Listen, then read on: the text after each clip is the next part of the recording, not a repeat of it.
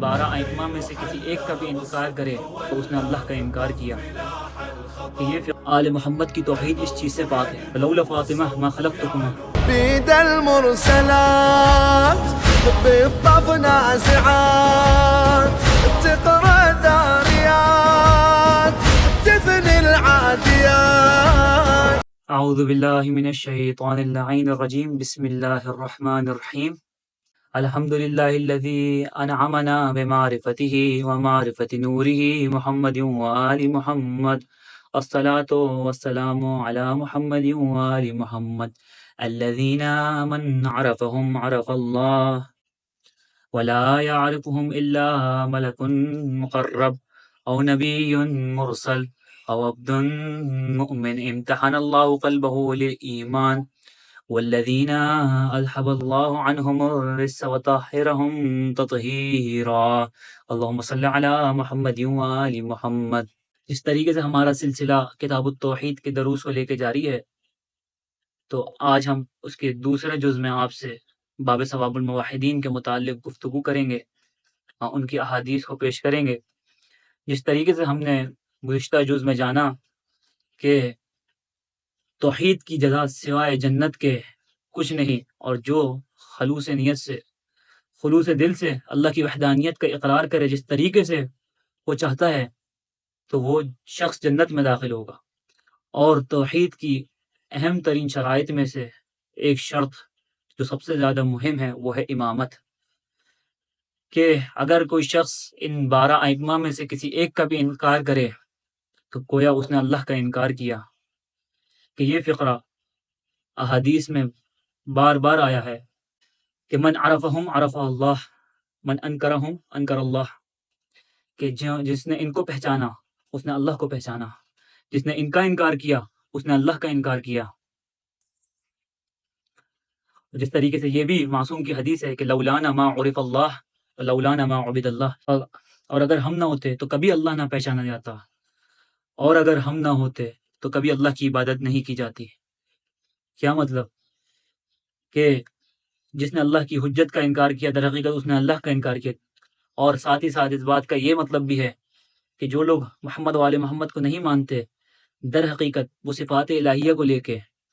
مشرک ہوتے ہیں، جیسے کہ وہ اللہ کے لیے جسم، اعضاء، صورت یا دیگر چیزوں کے قائل ہوئے ہوتے ہیں.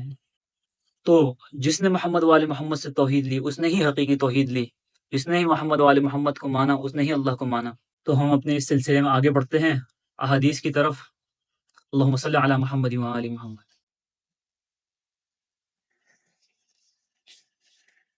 عن ابی ذر رحمہ اللہ قال خرجت لیلۃ من اللیالی، ابو ذر نے کہا کہ میں نکلا ایک رات کو اپنی راتوں میں سے، یعنی میں کسی ایک رات کو نکلا. فاذا رسول اللہ صلی اللہ علیہ وآلہ یمشی وحدہ لیس معہ انسان، پس جب رسول اللہ صلی اللہ علیہ وآلہ اکیلے چل رہے تھے اور ان کے ساتھ نہیں تھا ان کے ساتھ کوئی انسان. فظننت انہ یکرہ ان یمشی معہ احد، اور میں نے گمان کیا کہ بے شک وہ ناپسند کر رہے ہیں کہ ان کے ساتھ کوئی ایک چلے، کوئی ایک جائے. قال فجعلت امشی فی ظل القمر، ابو ذر نے کہا کہ پس میں نے قرار دیا کہ میں اپنے آپ کو کہ میں چاند کی چاندنی میں چلوں. فالتفت فرآنی، پس آپ مڑے، پس رسول مڑے اور مجھے دیکھ لیا. فقال من ھذا، پس آپ نے کہا یہ کون ہے؟ فقلت ابو ذر جعلنی اللہ فداک، کہ ابو ذر اللہ مجھے قرار دے آپ کا فدیہ. قال یا ابا ذر تعال، آپ نے فرمایا اے ابا ذر آؤ. فمشیت معہ ساعتا، پس میں آپ کے ساتھ چلا ایک ساعت، ایک گھنٹہ. فقال، پس آپ نے فرمایا ان المکثرین هم اقلون یوم القیامہ، کہ بے شک جو کثیر مال رکھتے ہیں وہ اقلون ہوں گے، وہ یعنی ان کے پاس یوم قیامت کچھ نہیں ہوگا. الا من عطاه اللہ خیرا، سوائے اس کے کہ جس کو اللہ نے خیر عطا کی، فنفح منہ بیمینہ وشمالہ وبین یدیہ ووراءہ، پس وہ اس خیر سے بانٹے گا، دے گا اپنے دائیں، اپنے بائیں، اور اپنے سامنے اور اپنے پیچھے سے، وہ عمل فیہ خیرا، اور اس کے اندر عمل خیر کرے گا، یعنی کہ وہ سخاوت کرے گا اور اللہ کی دی ہوئی خیر کو وہ لوگوں میں بانٹے گا۔ یعنی کہ جن کے پاس مال و دولت ہے اور وہ راہ خدا میں اس کو انفاق نہیں کرتے، خرچ نہیں کرتے اور عمل خیر انجام نہیں دیتے، تو وہ یوم قیامت ان کے پاس کچھ بھی نہیں ہوگا۔ تو اس بات سے ثابت ہوتا ہے کہ جن لوگوں کے پاس مال دولت ہے اور وہ اللہ کی راہ میں خرچ نہیں کر رہے تو وہ خیر نہیں ہے، اس طریقے سے حدیث میں بات ہوئی ہے، وہ در حقیقت شر ہے، اور وہی لوگ خیر کے اوپر ہیں کہ جو اللہ کی راہ میں سے اس میں سے خرچ کر رہے ہیں۔ قال، ابو ذر نے کہا، فمشیت معه ساعتا، پس میں آپ کے ساتھ چلا ایک ساعہ، ایک گھنٹہ، فقال اجلس ہا ہونا، پس رسول نے کہا کہ یہاں بیٹھ جاؤ، وہ اجلسنی فی قاع حولہ حجارتن، پس آپ نے مجھے بٹھایا ایک میدان میں جس کے چاروں طرف پتھر تھے، فقال علی، پس آپ نے مجھ سے فرمایا، اجلس حتی ارجع الیک، بیٹھو یہاں تک کہ میں تمہارے پاس لوٹ آؤں۔ قال وانطلق فی الحرۃ حتی لم ارہ وتوارى عنی، ابو ذر نے کہا کہ پس آپ کالے پتھروں میں چلے گئے یہاں تک کہ میں آپ کو نہیں دیکھ پا رہا تھا اور آپ مجھ سے پوشیدہ ہو گئے۔ فاطال اللبس، پس میں نے ٹھہرنے کو طولانی کیا۔ ثم انی سمعته صلی اللہ علیہ وآلہ وهو مقبل وهو یقول، بے شک میں نے آپ کو سنا اور آپ آ رہے تھے اور آپ کہہ رہے تھے، وَإِن زنا وَإِن سرق، اور اگر زنا کرے اور اگر چوری کرے۔ قال فلما جاء لم اصبر حتى قلت، ابو ذر نے کہا کہ جب آپ آئے مجھ سے صبر نہیں ہوا یہاں تک کہ میں نے کہا، یا نبی اللہ جعلنی اللہ فداک، کہ اے نبی اللہ، اے اللہ کے نبی، اللہ مجھے آپ کا فدیہ قرار دے۔ من تکلمہ فی جانب الحرۃ، آپ کس سے کلام کر رہے تھے کالے پتھروں کی جانب؟ فإنی ما سمعت احدا یرد علیک من الجواب شیئا، پس بے شک میں نے نہیں سنا کسی ایک کو کہ جو پلٹائے آپ پر کسی چیز کا جواب۔ قال ذاک جبرائیل عرض لی فی جانب الحرۃ، آپ صلی اللہ علیہ وآلہ نے فرمایا، وہ جبرائیل تھے، پیش ہوئے میرے سامنے کالے پتھروں کی جانب۔ فقال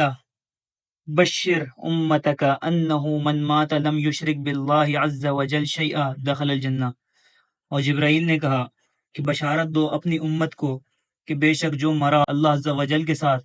نہیں شریک کیا کسی ایک کو بھی، جنت میں داخل ہوگا۔ قال قلت، رسول نے فرمایا کہ میں نے کہا، یا جبرائیل، وَإِن زنا وَإِن سرق، اور اگر وہ زنا کرے اور اگر وہ چوری کرے؟ جبرائیل نے کہا، قال نعم وَإِن شرب الخمر، ہاں اور اگر وہ شراب بھی پیے۔ قال مصنف هذا الکتاب، شیخ صدوق رحمہ اللہ کہتے ہیں، یعنی بذالک، مراد اس حدیث سے، انہ یوفق للتوبۃ حتی یدخل الجنہ، کہ بے شک اس کو توبہ کی توفیق ملے گی تاکہ وہ جنت میں داخل ہو جائے۔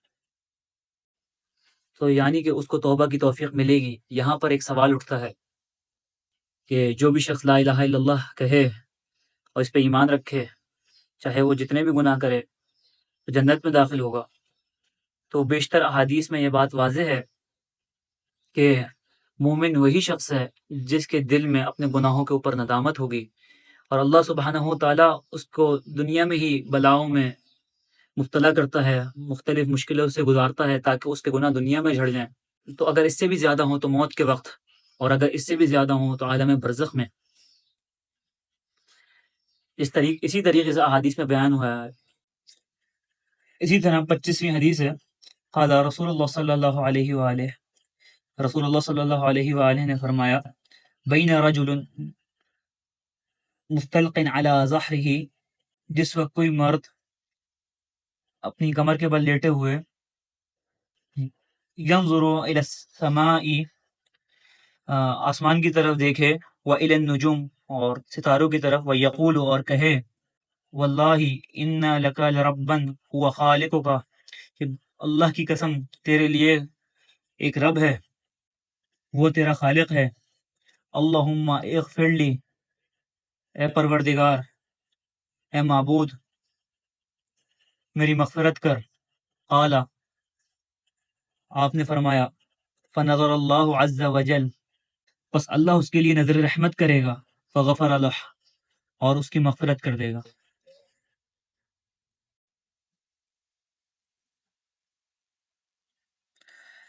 قال مصنف هذا الکتاب، شیخ صدوق نے کہا، وقد قال اللہ عز وجل، اور بتحقیق اللہ عز وجل نے فرمایا، اولم ينظرون في ملکوت السماوات والارض وما خلق اللہ من شیء، کیا یہ لوگ آسمانوں اور زمینوں کے ملکوت اور اللہ کی خلق کردہ چیزوں کے اندر نظر نہیں کرتے؟ یعنی بذالک، اس سے مراد یہ ہے، اس کا استعمال یہ ہے، اولم یتفکروا فی الملکوت السماوات والارض وفی عجائب صنعها، کیا یہ لوگ غور و فکر نہیں کرتے زمین و آسمان کے ملکوت میں اور اس کی صنعت کے عجائب کے اندر؟ اولم ينظروا فی ذالک نظر مستدل معتبر، کیا یہ لوگ ان کے اندر نظر نہیں کرتے ایسی نظر جو کہ استدلال والی اور عبرت والی ہو؟ فیعرفوا بما يرون ما اقامه اللہ عز وجل من السماوات والارض مع عظم اجسامها وثقلها على غیر عمد وتسکینه ایاها بغیر آلہ، بس یہ پہچان لیتے اس سے جو یہ دیکھتے ہیں، جس کو اللہ نے قائم کیا، جو کہ سماوات اور ارض ہیں، ساتھ ان کے عظیم جسم اور وزن کے، بغیر کسی ستون کے، وتسکینه، اور ٹھہرایا ان کو بغیر کسی آلہ کے فضا میں، فیستدل بذلک علی خالقها ومالکها ومقیمها، پس وہ استدلال کرتے اس سے ان کے خالق پر اور مالک پر اور ان کے قائم کرنے والے پر، انہ لا یشبہ الاجسام، کہ بے شک وہ اجسام کے، جسموں کے مشابہ نہیں، ولا ما يتخذ الکافرون الہا من دون اللہ عز وجل، اور نہ ہی اس کے جس کا کافروں نے اللہ کے سوا اتخاذ کیا ہے، اللہ سے پس جس کا اتخاذ کیا، یعنی کہ جس کو اللہ کے سوا انہوں نے اپنا الہ چنا ہے، اس سے بھی یہ مشابہ نہیں۔ اذ كانت الاجسام لا تقدر على اقامت الصغیر من الاجسام فی الہوا بغیر عمد وبغیر آلہ، جبکہ اجسام مطلب جسم جو ہیں وہ نہیں قدرت رکھتے کسی چھوٹے جسم کے اقامت کے اوپر، کہ اس کو کھڑا کیا جائے ہوا کے اندر بغیر کسی ستون اور بغیر کسی آلہ کے۔ فیعرف بذلک خالق السماوات والارض وسائر الاجسام، پس وہ اس سے پہچانتے آسمان، سماوات اور ارض اور تمام اجسام کے خالق کو، ویعرف انہ لا تشبہہ فی قدرت اللہ و ملکہ، کہ اور وہ اس سے پہچانتے کہ بے شک وہ اس سے کوئی چیز مشابہ نہیں اور نہیں کوئی چیز شباہت رکھتی اللہ کی قدرت میں اور اس کی ملکیت میں۔ وَأَمَّا مَلَكُوتُ السَّمَاوَاتِ وَالْأَرْضِ فَهُوَ مُلْكُ اللَّهِ لَهَا، پس جہاں تک بات ہے ملکوت سماوات اور ارض کی، پس ان کے لیے اللہ کا ملک ہے، اللہ کی ملکیت ہے، یعنی کہ وہ اللہ کی ملکیت ہیں، وَاِقْتِدَارُهُ عَلَيْهَا، اور اس کا اقتدار ان کے اوپر ہے، وَأَرَادَ بِذَلِكَ، اور اس کی مراد اس سے، اولم ينظروا ويتفکروا فی السماوات والارض فی خلق اللہ عز وجل، کیا یہ لوگ نظر نہیں کرتے اور تفکر نہیں کرتے السماوات اور عرض کے اندر، زمین اور آسمانوں کے اندر اور اللہ کی خلق کے اندر، ایاہما علی ما یشاہدونہ علیہ، اس پر کہ وہ ان دونوں کا مشاہدہ کرتے، فیعلموا ان اللہ عز وجل ہوا مالکها، پس جان لیتے ہیں کہ بے شک اللہ عز وجل وہ ان کا مالک ہے، والمقتدر علیہا، اور ان پر مقتدر ہے، یعنی ان کے اوپر اپنا اقتدار رکھتا ہے، لأنہا مملوکۃ مخلوقۃ، اس لیے کہ یہ اس کے مملوک اور مخلوق ہیں، وہی فی قدرتہ و سلطانہ و ملکہ، اور یہ سب اس کی قدرت اور سلطنت اور ملکیت میں ہے۔ فجعل نظرهم في السماوات والارض وفي خلق اللہ الہا،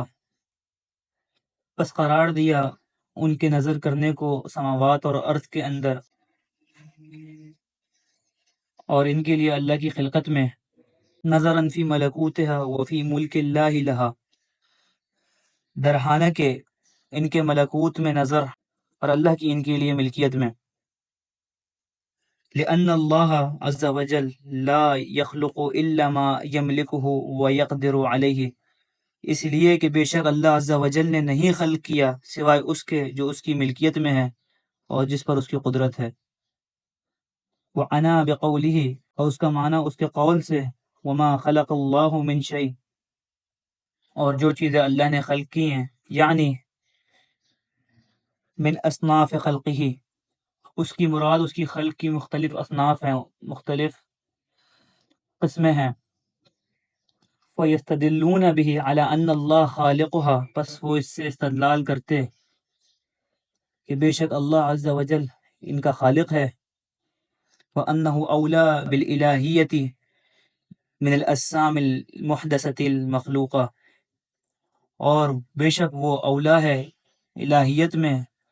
اجسام محدثہ اور مخلوقہ سے، یعنی خلق شدہ اور مخلوق اجسام سے اللہ زیادہ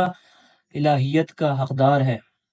تو سامعین، ہم نے اس میں ایک اہم بات یہ جانی کہ جب ہم اس تمام جہان کے اوپر آسمانوں اور زمین کو دیکھتے ہیں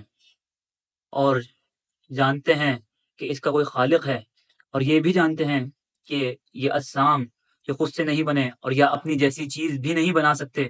تو ہمیں معلوم ہوتا ہے کہ ان کا بنانے والا ان کے مشابہ نہیں، ان جیسا نہیں، وہ کہیں عظیم تر ہے کہ وہ ان سے شباہت رکھے یا ان جیسا ہو، نہ ہی وہ جسم ہے، نہ ہی وہ کوئی صورت ہے، وہ کہیں عظیم اور بلند ہے کہ اس کا وصف محدثات سے بیان کیا جائے۔ اور جن لوگوں نے ایسا کیا در حقیقت وہ مشرک ہیں اور انہوں نے شرک کیا۔ آل محمد کی توحید اس چیز سے پاک ہے۔ اگلی حدیث عن ابی عبداللہ علیہ السلام، امام جعفر صادق علیہ السلام سے، قال من قال لا الہ الا اللہ مخلصا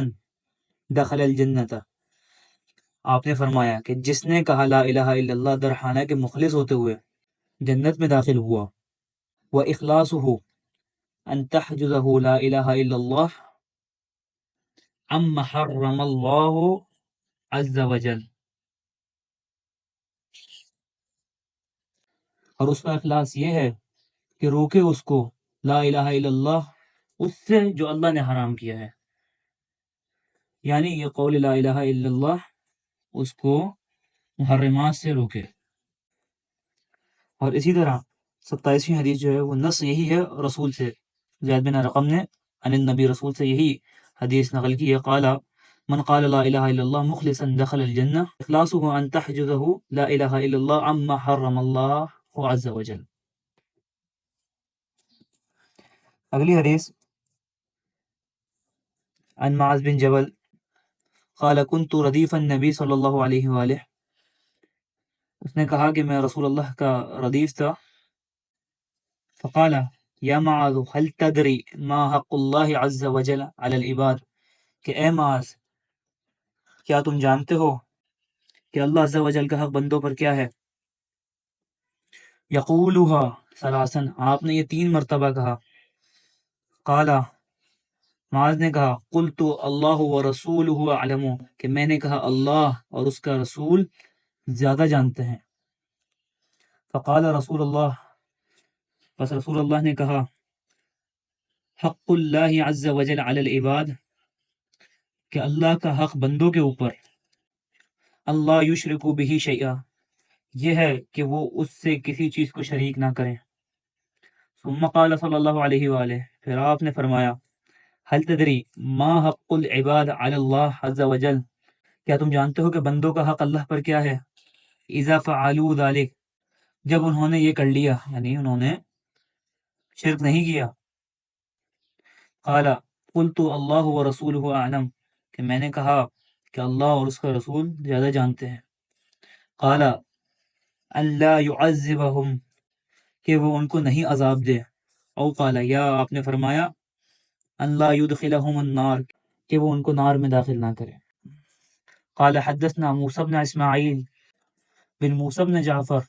بن محمد بن علي بن الحسين بن علي بن ابي طالب عليهم السلام سنة 50 و200 250 ہجری میں. قال حدثني ابھی انہوں نے کہا مجھے میرے والد نے بیان کیا عن ابیہ عن جدہ عن جعفر بن محمد عن ابیہ عن آبائہ عن علی علیہم السلام فی قول اللہ عز وجل اللہ کے قول عز وجل کی تفسیر میں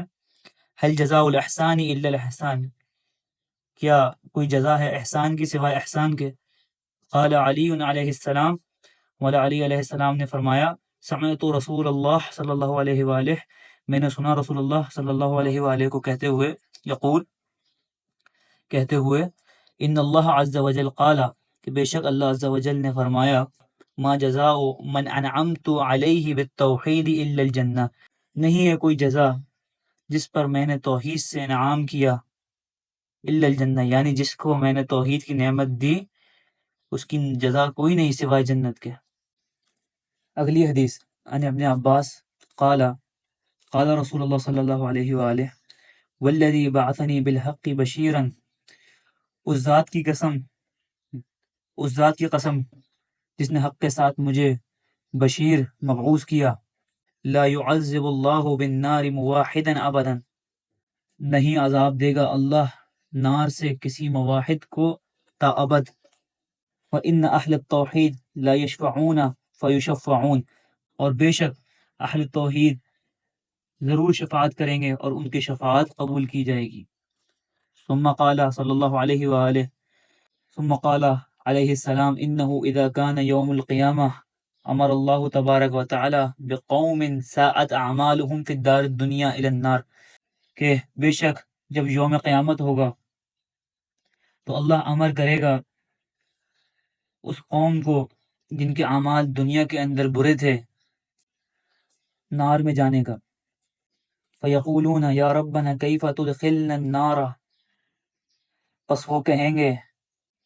اے رب اے ہمارے پروردگار کس طریقے سے تو ہمیں آگ میں داخل کرے گا. وقد كنا نواحدك في دار الدنيا اور بتحقیق ہم تھے تیری توحید کی تصدیق کرنے والے دار دنیا میں. وَكَيْفَ تُحْرِقُ بِالنَّارِ أَلْسِنَتَنَا اور کیسے تو جلائے گا نار سے ہماری زبانوں کو. وَقَدْ نَطَقَتْ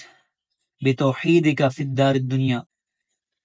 اور بتحقیق ان سے تیری توحید کو بولا گیا ہے دار دنیا میں.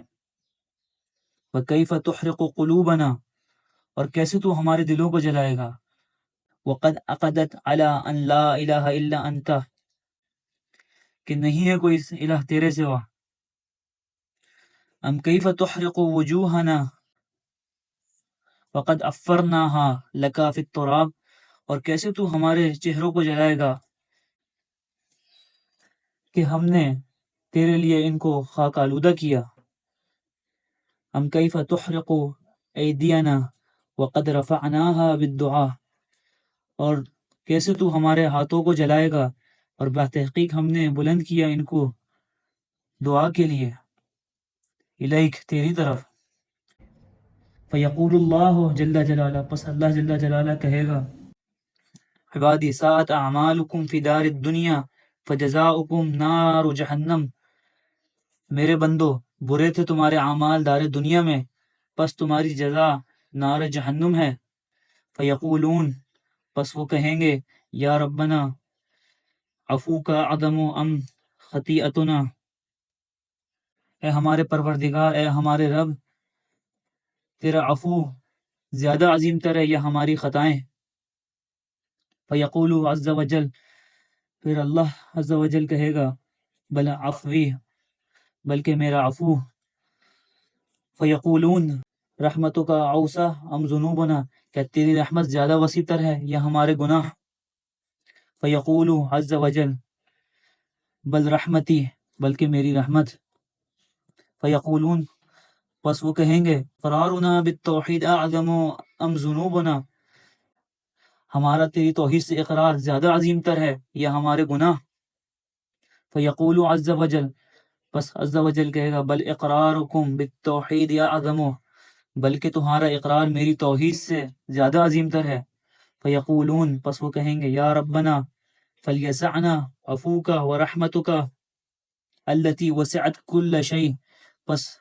اے ہمارے رب، پس وسیع کر تیرا عفو اور رحمت جو ہر چیز پر پھیلی ہوئی ہے۔ فیقول اللہ جل جلالہ ملائکتی وعزتی وجلالی ما خلقت خلقا احب الی من المقرین لی بتوحیدی وان لا الہ غیری، اے ملائکہ، میری عزت اور جلال کی قسم، نہیں خلق کی کوئی میں نے خلق جو محبوب تر ہو مجھے ان سے جنہوں نے اقرار کیا میرے لیے میری توحید کا اور اس سے کہ نہیں ہے کوئی الہ سوائے میرے۔ وحق علی ان لا اصلی بالنار اہل توحیدی، اور حق ہے مجھ پر کہ نہیں جلاؤں میں آگ سے اپنی توحید کا اقرار کرنے والوں کو۔ ادخلوا عبادی الجنہ، تو داخل کرو میرے بندوں کو جنت میں۔ تو اس میں اللہ کی یہ حکمت ہے کہ وہ جانتا ہے اور اس کے علم میں یہ بات موجود ہے کہ وہ ان لوگوں کو یعنی کہ اہل توحید کو جنت میں داخل کرے گا، تو وہ ان کو نار کی طرف کیوں بھیج رہا ہے؟ تو اس میں یہی حکمت ہے کہ تاکہ اہل محشر کو، تمام خلائق کو یہ بات واضح ہو جائے، یہ بات پتہ چل جائے کہ توحید کی اہمیت کیا ہے۔ اسی طریقے کی ایک حدیث ہے بی فاطمہ سلام اللہ علیہا کے لیے امام محمد باقر سے، سمعت ابا جعفر علیہ السلام یقول، کہ آپ نے فرمایا کہ روز محشر بی فاطمہ کے لیے ایک مقام ہوگا، فَإِذَا كَانَ يَوْمُ الْقِيَامَةِ كُتِبَ بَيْنَ عَيْنَيْ كُلِّ رَجُلٍ مُؤْمِنٍ أَوْ كَافِرٍ، جب یوم قیامت ہوگا تو ہر شخص کی آنکھوں کے درمیان لکھا ہوگا کہ مومن ہے یا کافر۔ فَيُؤْمِرُ بِمُحِبٍّ کثرت ذنوبہ الی النار، پس حکم کیا جائے گا مومن کو کہ جس کے گناہ زیادہ تھے نار کی طرف، یعنی کہ اس کو اس کے گناہوں کی وجہ سے جہنم کا حکم دیا جائے گا۔ فتقرأ فاطمہ بین عینیہ محبا، پس بی بی سلام اللہ علیہا اس کی آنکھوں کے درمیان محب پڑھیں گی۔ فتقول، پس کہیں گی الہی و سیدی سمیتنی فاطمہ، کہ اے میرے رب، اے میرے سردار، تو نے میرا نام فاطمہ رکھا ہے۔ وفطمت بی من تولانی، پس بچایا میرے ذریعے اس کو جس نے مجھ سے ولایت رکھی۔ وتولا ذریتی، اور جس نے میری ذریت سے ولایت رکھی۔ من النار، آگ سے۔ ووعدک الحق، اور تیرا وعدہ حق ہے۔ وانت لا تخلف المیعاد، اور تو اپنے وعدے سے نہیں پھرتا۔ فیقول اللہ عز وجل، پس اللہ عز وجل کہے گا صدقتی یا فاطمہ انی سمیتکی فاطمہ، کہ سچ کہا ہے تو نے اے فاطمہ کہ بے شک میں نے تیرا نام فاطمہ رکھا ہے۔ وفتمت بکی من احبکی، اور بچایا تیرے ذریعے اس کو جس نے تجھ سے محبت کی۔ وتولا کی، اور تجھ سے تولا کیا۔ واحب ذریتکی وتولاہم، اور تیری ذریت سے محبت کی اور ان سے تولا کیا۔ من النار، آگ سے۔ ووعدی حق وان لا اخلف المیعاد، اور میرا وعدہ سچ ہے اور میں اپنے وعدے سے نہیں پھرتا۔ وانما امرت عبدی ھذا الی النار لتشفعی، اور فقط میں نے امر کیا اپنے اس بندے کو نار کی طرف اس لیے کہ تو اس کی شفاعت کرے، تاکہ اہل محشر جان لیں مجھ سے تیرا کیا مکان ہے میرے نزدیک۔ فمن قرأتی بین عینیہ مؤمنا، پس تو جس کے آنکھوں کے درمیان پڑھے مومن، فخذی بیدہ، تو پکڑ اس کو اس کے ہاتھ سے، وادخلیہ الجنہ، اور اس کو جنت میں داخل کر۔ تو یہ ہے مقام میری بیوی کا، کیوں نہ ہو کہ اللہ سبحانہ و تعالیٰ کہتا ہے رسول سے لولا کا ما خلقت الافلاق،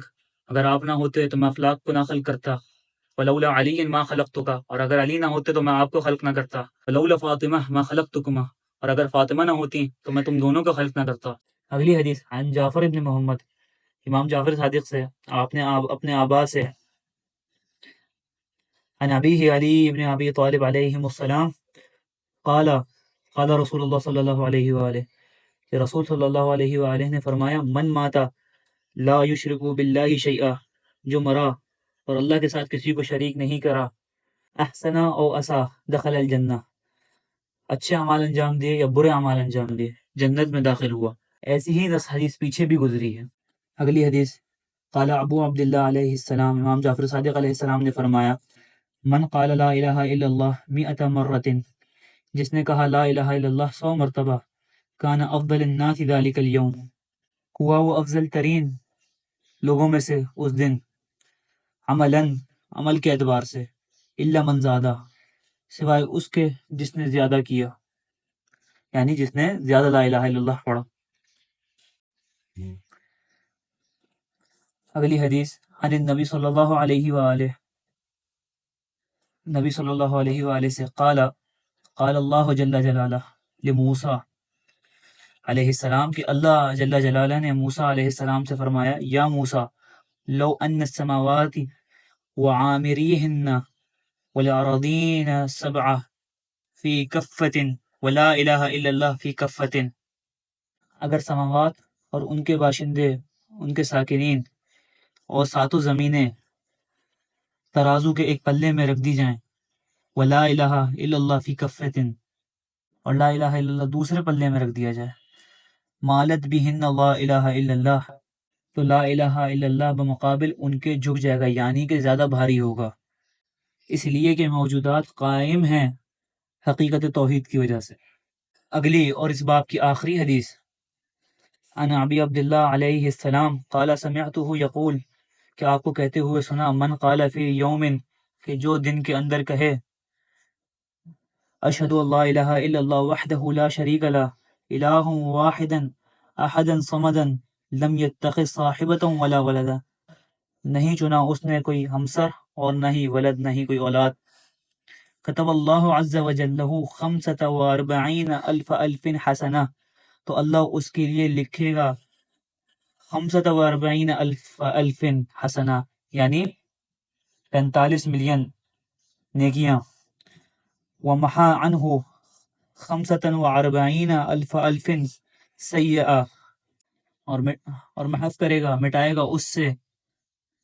اتنی ہی برائیاں، ورفع لہ فی جنت 45,000 الف درجۃ، اور بلند کرے گا اس کے لیے جنت میں اتنے ہی درجے، وکانا کمن قرأ القرآن 12 مرۃ، اور ہوا اس کی طرح جس نے پڑھا 12 مرتبہ قرآن، وبنى اللہ لہ بیتا فی الجنہ، اور اللہ اس کے لیے جنت میں ایک گھر بنائے گا۔ اللہم صلی علی محمد و آل محمد۔ تو سامعین، اسی کے ساتھ ہمارے اس باب کا خاتمہ ہوتا ہے، اور اللہ کے فضل سے ہم نے اس کو تمام کیا۔ اللہ ہمیں توفیق دے اس کو سمجھنے کی اور درک کرنے کی۔ صلی اللہ علی محمد و آلہ الطاہرین۔ اللہم کل ولیک الحجۃ بن الحسن صلواتک علیہ وعلی آبائہ فی هذه الساعة وفي كل ساعة وليا وحافظا وقاعدا وناصرا ودليلا وعينا حتى تسكنه أرضك طوعا وتمتعه فيها طويلا طويلا وبرحمتك يا أرحم الراحمين۔ سوى شي جديد يذبح من بعيد، نظرة